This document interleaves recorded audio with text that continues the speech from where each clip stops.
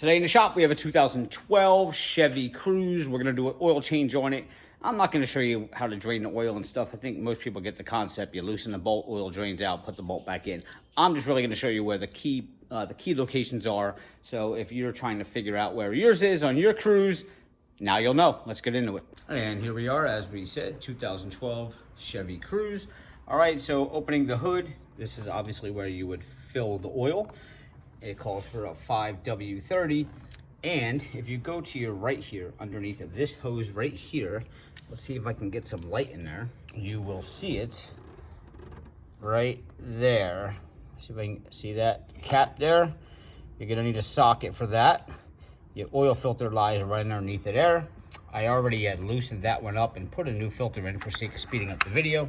I would recommend having a nice long extension to get down under there so that when you're up here, you have some clearance to turn. The socket I used was a 15/16. I'm gonna pull it up out of here. After you loosen it, most of the time your filter is gonna come out with it. I had just put a new filter on, so that's what your filter is gonna look like there.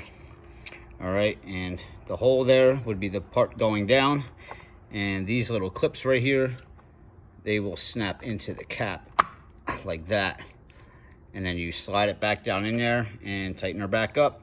When with your new oil filter, you're going to get a new O-ring right here, so you could slide the old one off with your fingers and slide the new one back on.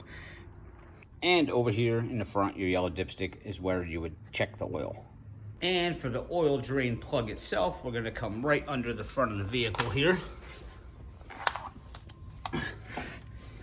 And we're gonna, you see this pipe right here, you're gonna see in the exact center, just go a little bit to the left, you're gonna see the oil pan.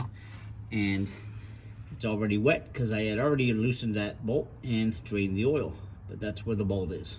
Drain the oil, put the bolt back in, and as always, don't forget to put the oil back in the car. This particular car calls for 5W30.